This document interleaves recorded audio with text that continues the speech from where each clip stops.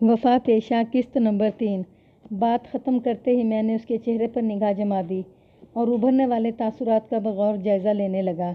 जवाब देने से पहले इसकी आंखों और चेहरे पर कुछ इस किस्म के तासुरात नमदार हुए जैसे वो बुरी तरह उलझ कर रह गई हो और उसके क्या कहे और क्या ना कहे। ताहम अगले ही लम्हे उसने ख़ुद को संभाल लिया और मज़बूत लहजे में बोली, बाज़ लोग जानवरों का शिकार करते हैं और बाज़ को इंसानों के शिकार का शौक़ होता है। ये दोनों तबके शिकारी कहलाते हैं।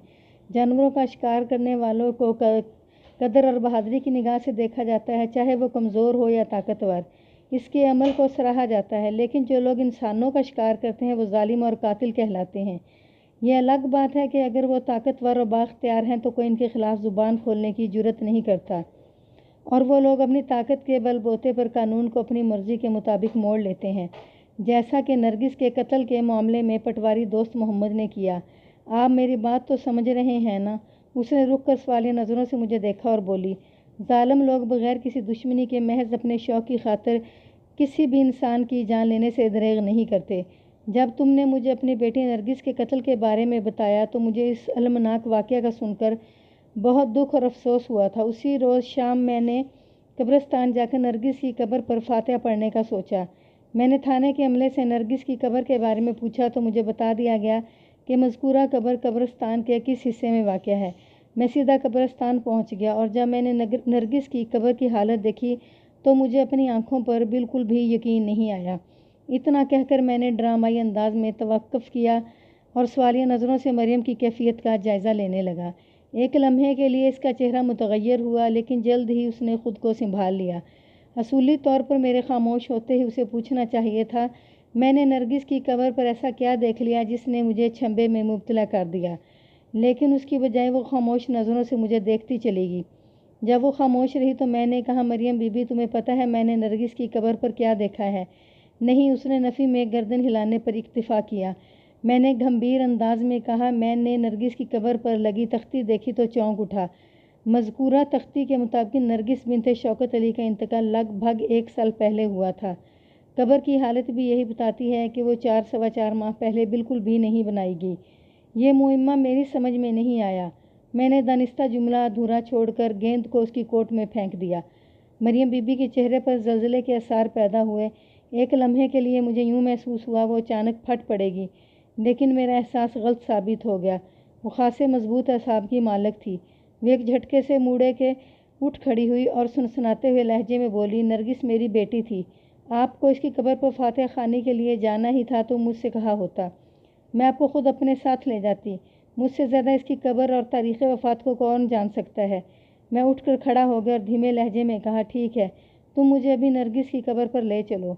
तो मैं और क्या करने जा रही हूँ? वह गहरी संजीदगी से बोली, आप आए मेरे साथ, मैं आपको दिखाती हूँ मेरी नरगिस किस कब्र में दफन है और कितना अरसा पहले मौत की आगोश में जा सोई थी। बात ख़त्म करते ही वो हरकत में आ गई। मैंने तो अपनी दानिश्त में यही समझा था कि वो सहन को अबूर करके बैरूनी दरवाजे की समत बढ़ेगी, लेकिन वो नपे तुले कदमों के साथ बरामदे के दूसरे कोने की जामनी बढ़ने लगी। मैंने इसकी तकलीद की। मैं बरामदे के इस कोने को मैंने पहली तनकीदी नज़रों से नहीं देखा था। अब जो इधर ध्यान दिया तो मुझे एक पर्दा सा तना हुआ दिखाई दिया। एक दीवार से दूसरी दीवार तक कोई डोरी बांधकर इसकी मदद से एक पर्दा लटकाया गया था जो बरामदे के मज़कूरा कोने को मुकम्मल तौर पर कवर किए हुए था। मैं इसके पीछे चलते हुए मज़कूरा पर्दे के करीब पहुंच गया। अगले ही लम्हे इसने पर्दे को एक जानब हटाकर मुझसे मुखातिब होते हुए कहा, देख लें थानेदार साहब, ये है मेरी नरगिस की कब्र। मैंने देखा और देखता रह गया। पर्दे के पीछे बरामदे के इस कोने में कच्चे फर्श पर एक छोटी सी कब्र बनी दिखाई दे रही थी। कब्र के साइज़ को देखकर अंदाज़ा लगाया जा सकता था कि वो 5-6 या ज़्यादा से ज़्यादा 8 साल के किसी बच्चे की कब्र होगी। मज़े की बात यह है कि मज़कूरा कब्र के सरहाने एक तख्ती भी नस्ब थी जिसके मुताबिक वहाँ दफन होने वाली का नाम नरगिस बिनते शौकत अली था और तारीख़ वफ़ात 4 सवा 4 माह पहले की थी। मैंने कब्र का तनकीदी जायज़ा लेने के बाद मरियम बीबी की तरफ देखा और गंभीर लहजे में कहा, हूँ तो यह है तुम्हारी नरगिस की कब्र जिसे 4 माह पहले पटवारी के बेटे ज़फ़र ने कत्ल करके उधर खेतों में फेंक दिया था। जी, उसने स्पाट अंदाज में जवाब दिया और पूछा, मैं पर्दा खींच दूँ या आपको और कुछ भी देखना है? नहीं, मुझे और बस कुछ नहीं देखना, मैंने पुरसोच लहजे में कहा। इसने के झटके से पर्दा खींचकर उस कोने को खुफिया बना दिया। हम एक मरतबा फिर वहीं आ बैठे जहाँ से थोड़ी देर पहले उठ कर गए थे। اس نے گہری سنجیدگی سے پوچھا، تھانے دار صاحب آپ کو یقین آ گیا ہوگا کہ میری نرگس کتنا عرصہ پہلے فوت ہوئی تھی۔ میں نے زبان سے کوئی جواب دینے کی بجائے اس بات میں گردن ہلانے پر اکتفا کیا۔ اس نے ایک چٹی سی نگاہ برآمدے کے باپردہ کونے پر ڈالی، پھر صحن میں بندھے ہوئے بے زبان جانوروں کو دیکھنے لگی۔ یہ بات سمجھنے میں مجھے قطعاً کوئی دشواری نہ ہوئی کہ مریم نے 4 ماہ قبل ہلاک ہونے والی بکری کو اپنے گھر کے برآمدے کے کونے میں دفن کر رکھا تھا۔ یہ امر میرے لیے شدید حیرت کا باعث تھا کہ وہ پالتو بکری کے لیے اس قدر جذباتی بھی ہو سکتی تھی کہ اسے اپنی حقیقی بیٹی کی جگہ تصور کرنے لگے۔ نہ صرف یہ کہ اسے اپنی بیٹی سمجھنے لگے، بلکہ اس کی موت کے بعد وہ اپنے گھر میں اس بکری کی لاش بھی دفن کر کے اس کی باقاعدہ ایک قبر بنا ڈالے۔ بہرحال ایسا ہی ہوا تھا اور سب کچھ میری آنکھوں کے سامنے تھا۔ مریم کا نفسیاتی قدم نرگس سے شدید محبت کا مظہر تھا، لیکن ایک بات طے تھی کہ وہ ذہنی طور پر نارمل عورت نہیں تھی۔ اس کے حوالے سے گاؤں والوں کا رویہ اب بھی بے سبب نہیں رہا تھا، اور یہ بات بھی واضح ہو گئی تھی کہ سابقہ تھانہ انچارج نے اس کی فریاد اور دہائی کو درخور اتنا کیوں نہیں جانا تھا۔ یہ سارے حقائق، سارے دلائل اور سارے واقعات اپنی جگہ درست صحیح، لیکن میرے ذہن کو صرف ایک سوال کا جواب درکار تھا، اور وہ چبھتا ہوا سوال یہ تھا کہ مریم بی بی اپنی بیٹی نرگس یا اپنی بکری نرگس کی موت کا ذمہ دار پٹواری دوست محمد کے بیٹے مظہر محمود کو کیوں ٹھہرا رہی تھی۔ اس کا مطلب یہی تھا دونوں باپ بیٹا ان میں سے کوئی ایک نہ کسی حوالے سے نرگس کی موت کے معاملے میں بالواسطہ یا بلا واسطہ ضرور ملوث تھے۔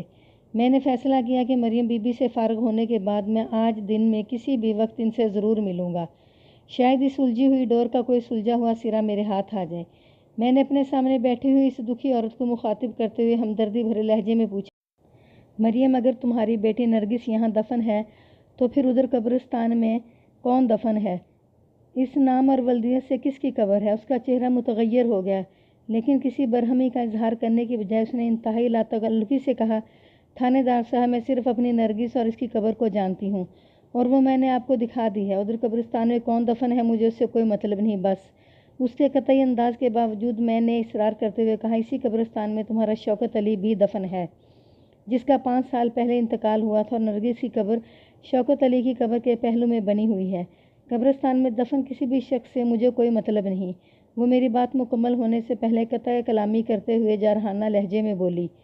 عجیب عورت تھی یہ مریم بی بی بھی، جس طرح ایک تجربہ کار اور کامیاب ماہر نفسیات ذہنی مریض کو مریض کی بجائے کلائنٹ کہہ کر ڈیل کرتا ہے، بالآخر اس کے ذہنی اور نفسیاتی عارضے کو رفع کر کے دم لیتا ہے۔ بالکل اسی انداز میں مجھے بھی مریم کے سوچ اور خیالات کا کھلم کھلا تردید کیے بنا نہایت ہی چابک دستی سے اپنا کام جاری رکھنا تھا۔ اس پر اپنے اعتماد کا اظہار کرتے ہوئے اس گتھی کو سلجھایا جا سکتا تھا۔ چنانچہ ماحول کو کشیدگی کو دور کرنے کی خاطر میں نے سرسری لہجے میں کہا، مریم، تمہارا بہت بہت شکریہ، تم نے میرے ذہن کا بہت بڑا بوجھ اتار دیا۔ اس نے چونک کر الجھن زدہ نظروں سے مجھے دیکھا اور بولی، کیا مطلب جی؟ دیکھو نا، میں تمہارے لیے خام خواہی فکر مند ہو رہا تھا، میں نے سنجیدہ لہجے میں کہا۔ اس بات نے مجھے مطمئن کر دیا ہے کہ اگر تم اس گھر میں سلمیٰ اور کیسرا اور نرگس کی یادوں کے ساتھ خوش ہو، میں تم سے یہ نہیں پوچھوں گا کہ یہ سلمیٰ اور کیسرا کون ہیں، کیونکہ ظاہر ہے یہ تمہارا خالص ذاتی معاملہ ہے۔ میرا حربہ 101% کارگر رہا۔ وہ اضطراری لہجے میں ترت بولی، آپ ضرور پوچھیں جی، اور اگر آپ نہیں پوچھیں گے تو میں سلمیٰ اور کیسرا کے بارے میں ضرور بتاؤں گی۔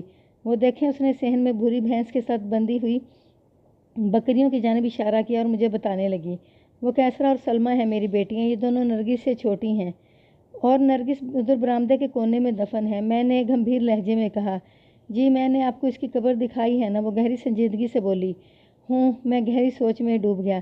میرے جی میں تو یہ آئی کہ مریم سے پوچھوں، اگر دونوں بکریاں اس کی بیٹیاں سلمیٰ اور وہ کیسرا ہیں تو پھر بھوری بھینس یقیناً ان کی اماں جان ہوگی، مگر میں اس سے ایسا کوئی تلخ اور نکیلا استفسار نہ کر سکا۔ اس کی کیفیت دیکھ کر ان لمحات میں مجھے اس پر بڑا ترس آیا۔ وہ احساس مرحومی کے ہاتھوں بڑی عجیب سی جذباتی اور نفسیاتی کشمکش بالفاظ دیگر ذہنی قسم پرسی کا شکار تھی۔ نرگس کی موت نے اس کے حواس کو بڑے ظالمانہ انداز میں متاثر کیا تھا۔ اس کی خودکشی کے بعد ہی اس نے بکریاں پال لی تھیں، اور ان 3 بکریوں میں سے ایک کو اس نے نرگس سمجھنا اور کہنا شروع کر دیا تھا۔ یہ تو مجھے بھی اسی کی زبانی پتہ چلا تھا کہ باقی 2 بکریوں کو بھی وہ اپنی بیٹیاں سلمیٰ اور کیسرا تصور کرتی ہے۔ میری معلومات کے مطابق مریم کی صرف ایک ہی بیٹی نرگس تھی۔ کیسرا اور سلمیٰ کے حوالے سے میرا ذہن الجھا تو میں نے اسی سے پوچھنا مناسب سمجھا، لیکن قبل اس کے کہ میں اس سے کوئی سوال کرتا، وہ بولی، تھانے دار صاحب، آپ اس طرح خاموش کیوں بیٹھے ہیں؟ اگر کوئی میری بات بری لگی ہو تو میں اس کے لیے ایسی کوئی بات نہیں مریم، میں نے اس کا معذرت خواہانہ جملہ مکمل ہونے سے پہلے ہی کہہ دیا۔ میں دراصل سلمیٰ اور کیسرا کے بارے میں سوچ رہا تھا۔ وہ صحن میں بندھی بکریوں کی طرح محبت پاش نظروں سے دیکھتے ہوئے بولی، آپ ان کے بارے میں کیا سوچ رہے تھے؟ یہی کہ میں نے تو تمہاری صرف ایک ہی بیٹی کے بارے میں سنا تھا جس کا نام نرگس تھا، میں نے بڑے رسان سے جواب دیا۔ پھر یہ سلمیٰ اور کیسرا، میں نے دانستہ سوالیہ انداز میں بات ادھوری چھوڑی تو وہ سمجھانے والے انداز میں بولی، تھانے دار صاحب، یہاں کے لوگوں نے آپ کو ادھوری معلومات دی ہیں۔ سلمیٰ اور کیسرا نرگس سے چھوٹی ہیں اور میں نرگس کو تو واپس نہیں لا سکتی، انہی دونوں کے سہارے زندہ ہوں۔ آپ سے میں ایک مرتبہ پھر منت کرتی ہوں کہ نرگس کے قاتل کو ضرور قانون کی گرفت میں لائیں۔ جب تک ظفر محمود اپنے حقیقی انجام کو نہیں پہنچے گا، نرگس کی روح کو قرار نہیں آئے گا، اور جب تک نرگس کی روح بے چین رہے گی میں تڑپتی رہوں گی۔ آپ میری بات کو سمجھ رہے ہیں نا؟ آخری جملہ مریم نے بہت امید اور آس سے ادا کیا تھا، لہذا میں نے گہری سنجیدگی سے اس بات میں گردن ہلا دی۔ مجھے یقین ہے، وہ پرجوش انداز میں بولی، آپ بہت جلد نرگس کے قاتل کو گرفتار کر کے سزا دلوائیں گے۔ میں غلط تو نہیں کہہ رہی ہوں نا؟ میں نے ٹھہرے ہوئے لہجے میں کہا، مریم، میں پوری تندہی سے اس کیس کی گم شدہ کڑیاں ڈھونڈنے کی کوشش کر رہا ہوں، اور مجھے امید ہے جلد ہی میں کسی منطقی نتیجے پر بھی پہنچ جاؤں گا، لیکن اس کام کے لیے مجھے تمہارے تعاون کی ضرورت ہے۔ اللہ آپ کا بھلا کرے تھانے دار صاحب، وہ پرمعنی انداز میں سر کو اثباتی جنبش دیتے ہوئے بولی، بتائیں اس سلسلے میں آپ کی کیا مدد کر سکتی ہوں؟ میں نے اس کی نفسیات اور ذہنی کیفیت کو مد نظر رکھتے ہوئے محتاط انداز میں اسے کریدنا شروع کیا۔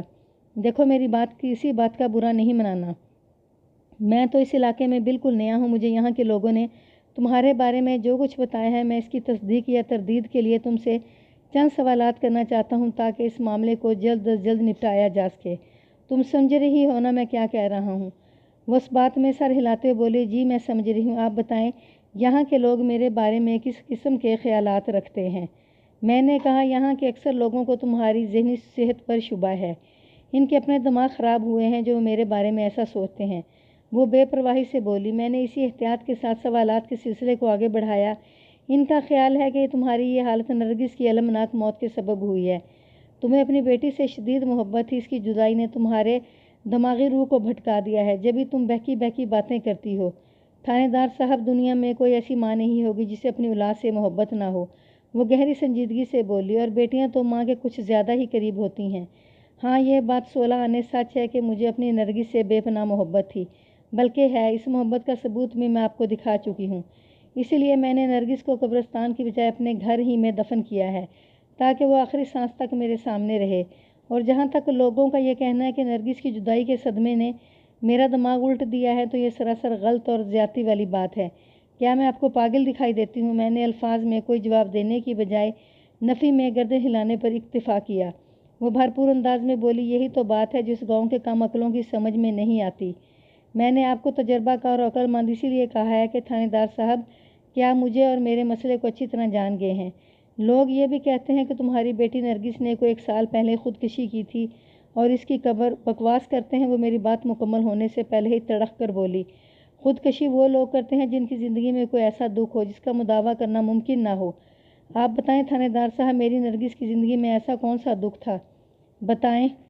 مستاح بھڑک کر مجھ سے بے ساختہ استفسار کرنا اس امر پر دلالت کرتا تھا کہ نرگس کی زندگی میں واقعی کوئی ایسا دکھ تھا جس کا مداوع ممکن نہ ہو، جبھی وہ خودکشی کرنے پر مجبور ہوئی تھی۔ مریم، میں نے ٹھہرے لہجے میں کہا، مجھے تمہاری بات کا یقین ہے کہ تم جو کچھ بھی کہہ رہی ہو وہ غلط نہیں۔ میں تو تمہیں لوگوں کے خیالات سے آگاہ کر رہا تھا۔ جب دماغ میں فطور بھرا ہو تو وہاں ایسے ہی الٹے سیدھے خیالات پیدا ہوتے ہیں۔ وہ برا سا منہ بناتے ہوئے بولی، یہاں کے لوگوں کا بھی کچھ ایسا ہی معاملہ ہے۔ تم نے کل تھانے میں مجھے بتایا تھا کہ کسی زمانے میں تمہارے شوہر اور پٹواری دوست محمد کے درمیان دوستانہ مراسم تھے۔ میں نے مریم سے کہا، دونوں کا ایک دوسرے کے گھر آنا جانا تھا، لیکن شوکت علی کے انتقال کے بعد پٹواری نے آنکھیں پھیر لیں۔ ہاں، میں نے بتایا تھا، وہ سرسری انداز میں بولی، لیکن اب اس ذکر کا کیا فائدہ؟ میں نے واضح طور پر محسوس کیا کہ اس موضوع سے دانستہ کترانے کی کوشش کر رہی تھی، لیکن میں یہ سوال کرنا نہیں بھولا۔ مجھے پتہ چلا ہے کہ پٹواری کے علاوہ اس کے بیٹے ظفر کے بھی تمہارے گھر میں آنا جانا تھا۔ ظفر کے ذکر پر اس نے برا سا منہ بنایا اور ایک لمحے کو ناگوار خاموشی کے بعد اس نے پھر میرے سوال کے جواب میں کہا، تھانے دار صاحب، آپ اس شیطان ظفر کو میرے گھر کے ساتھ نتھی نہ ہی کریں تو اچھا ہے۔ وہ میری نرگس کا قاتل ہے، میں اس سے شدید نفرت کرتی ہوں۔ اس کا یہ اعتراض اس شک کی مضبوط بنیاد رکھتا تھا کہ ظفر کا کسی نہ کسی حوالے سے اس گھر سے تعلق ضرور تھا۔ میرے اندازے کے عین مطابق یہ تعلق نرگس کے سلسلے میں ہو سکتا تھا۔ مریم کے رویے نے میرے دماغ میں سنسنی سی بھر دی۔ میں نے ٹھہرے ہوئے لہجے میں کہا، یہ ٹھیک ہے کہ تمہیں ظفر محمود سے شدید نفرت ہے اور تمہارے خیال میں وہ نرگس کا قاتل ہے، لیکن میرے یہ سوال کا جواب نہیں ہے۔ اس نے زخمی نظروں سے مجھے دیکھا اور بولی، جب شوکت علی حیات تھا تو پٹواری دوست محمد ہمارے گھر میں آیا کرتا تھا اور اس کا مردود بیٹا بھی چکر لگا لیا کرتا تھا، لیکن اس سے کیا فرق پڑتا ہے؟ میں نے محسوس کیا کہ اب وہ مزید کسی سوال جواب کے قابل نہیں رہی تھی۔ وہ بار بار اپنی کن پٹیوں کو سہلانے لگتی تھی۔ اس کی حرکات سے ظاہر ہوتا تھا جیسے وہ کسی تکلیف یا اذیت میں مبتلا ہو۔ میں نے اس کا اچھا خاصا انٹرویو کر ڈالا تھا اور آج کے لیے اتنا ہی کافی تھا۔ اگر میں اس پر زیادہ زور ڈالتا تو وہ ضد ہو کر تعاون کرنے سے ہاتھ کھینچ سکتی تھی اور اس کے ساتھ ہی اس کا مجھ سے اعتماد بھی اٹھ جاتا۔ میں ایک لائحہ عمل تیار کرنے کے لیے غیر محسوس انداز میں اس سے اچھی خاصی معلومات حاصل کر چکا تھا۔ باقی کام ASI کی رپورٹ کے بعد بھی کیا جا سکتا تھا۔ میں نے موجودہ حالات کے پیش نظر اعجاز حسین کے ذمے ایک اہم کام لگایا تھا جو اس نے اپنی بیوی رضیہ کی مدد سے انجام دینا تھا۔ مجھے امید تھی ASI کی تحقیق کے بعد مجھے کسی نتیجے پر پہنچنے کے لیے زیادہ پاپڑ نہیں بیلنے پڑتے اور مریم اس کی بیٹی نرگس والا معاملہ چٹکی میں حل ہو جاتا۔ اسی خوش آئند سوچ کے ساتھ میں اٹھ کھڑا ہوا اور مریم سے کہا، اب میں چلتا ہوں، تم نے بڑا تعاون کیا ہے اور مجھے امید ہے کہ آئندہ بھی تعاون کرتی رہو گی۔ وہ بھی میری تقلید میں کھڑے ہوتے بولی، تھانے دار صاحب، آپ کو جو کچھ بھی پوچھنا ہو مجھ سے پوچھیں، میں آپ کو بتاؤں گی کہ سچ کیا ہے اور جھوٹ کیا ہے۔ یہاں کے لوگوں کا کوئی بھروسہ نہیں، اگر آپ نے ان کی باتوں پر توجہ دی تو وہ راہ سے بھٹک جائیں گے۔ میں نے اس کی تسلی کی خاطر کہہ دیا، ٹھیک ہے مریم، میں تمہارے مشورے کو ذہن میں رکھوں گا اور اس مشورے کے ساتھ آپ نے یہ بھی ذہن میں رکھنا ہے کہ پٹواری کا بیٹا ظفر سزا سے نہ بچ پائے۔ وہ میری بیٹی کا مجرم ہے، نرگس کا قاتل ہے۔ تم فکر نہ کرو، میں نے دروازے کی سمت قدم بڑھاتے ہوئے کہا۔ میں نے اس سلسلے میں عملی کوششیں شروع کر دی ہیں۔ انشاءاللہ میں بہت جلد تمہیں کوئی اچھی خبر سناؤں گا۔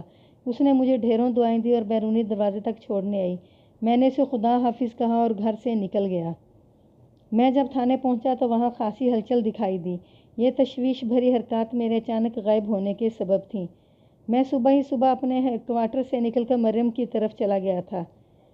مجھے وہاں اچھا خاصا وقت لگ گیا تھا۔ میں چونکہ اس وقت تھانے میں نیا تھا، لہٰذا اس کا تشویش اور فکر میں مبتلا ہونا بے جا نہ تھا۔ میں بھی تو کسی کو کچھ بتائے بغیر ہی نکل گیا تھا۔ بہرحال میں نے کوارٹر میں آ کر جلدی لباس تبدیل کیا اور دیکھتے ہی دیکھتے عوامی لباس پہناوے کی جگہ یونیفارم نے لے لی۔ اگلے ہی لمحے میں کوارٹر سے نکل کر تھانے میں داخل ہو چکا تھا۔ میں جیسے ہی اپنے کمرے میں پہنچا ASI اعجاز حسین میرے پاس آ گیا۔ اس نے بلند آواز مجھے سلام کیا، السلام علیکم۔ میں نے اسے بیٹھنے کا اشارہ کیا اور جواباً کہا، وعلیکم السلام۔ وہ ایک کرسی کھینچ کر میرے سامنے بیٹھ گیا۔ لیک کے بعد میں نے گہری سنجیدگی سے پوچھا، اعجاز، تمہارے بیٹے فرحاد کی طبیعت اب کیسی ہے؟ کل شام تک اس کا بخار اتر گیا تھا، کمزوری دور ہونے اور مکمل صحتیابی میں بھی تو چند دن تو لگیں گے۔ ویسے ماشاءاللہ بخار اترتے اس نے کھیلنا شروع کر دیا تھا۔ میں نے جواب دیا، بچوں میں بڑوں کی نسبت بصحت یابی کا عمل اور ہمت قدرے زیادہ ہوتی ہے۔ میں نے ٹھہرے ہوئے لہجے میں کہا، وہ چھوٹی موٹی بیماری اور بخار وغیرہ کو تو خاطر میں نہیں لاتے، خاص طور پر کھیل کود کے معاملے میں۔ جی یہ تو آپ بالکل ٹھیک کہہ رہے ہیں، وہ تائیدی انداز میں گردن ہلاتے ہوئے بولا۔ ملک صاحب، صبح ہی صبح آپ کہاں چلے گئے تھے؟ میں نے ایک بوجھل سانس خارج کی اور اسے مریم سے ہونے والی ملاقات کی تفصیل سے آگاہ کر دیا۔ اس نے پوری توجہ سے میری بات سنی اور حیرت بھرے لہجے میں بولا، جناب یہ تو مجھے معلوم تھا، چاچی بکریوں والی کھسکے ہوئے دماغ کی ہے، لیکن یہ تو آپ بڑی عجیب بتا رہے ہیں بات کہ اس نے اپنے گھر کے برآمدے میں مردہ بکری کو دفن کر کے اس کی باقاعدہ قبر بنا رکھی ہے۔ کیا تمہیں واقعی مریم کی اس دیوانی حرکت کے بارے میں کچھ پتہ نہیں تھا؟ میں نے ٹٹولنے والے انداز میں دریافت کیا۔ جناب میں آپ سے غلط بیانی کیوں کروں گا؟ ساری کہانی میں آپ کو سنا چکا ہوں۔ بہرحال نرگس کی قبر والی بات بالکل میرے لیے نئی ہے، کسی اور شخص سے بھی میں نے ایسا ذکر نہیں سنا۔ وہ وضاحت کرتے ہوئے بولا، میں خود اپنی آنکھوں سے دیکھ کر نہ آیا ہوتا تو شاید مجھے بھی یقین نہ آتا۔ میں نے اس بات میں گردن ہلاتے ہوئے کہا، بہرحال اس بات پر بھی میں حیران ہوں کہ یہاں گاؤں میں کسی اور کو اس کی قبر کے بارے میں معلوم نہیں۔ اس کی ایک ہی وجہ ہو سکتی ہے، وہ پرسوچ انداز میں بولا۔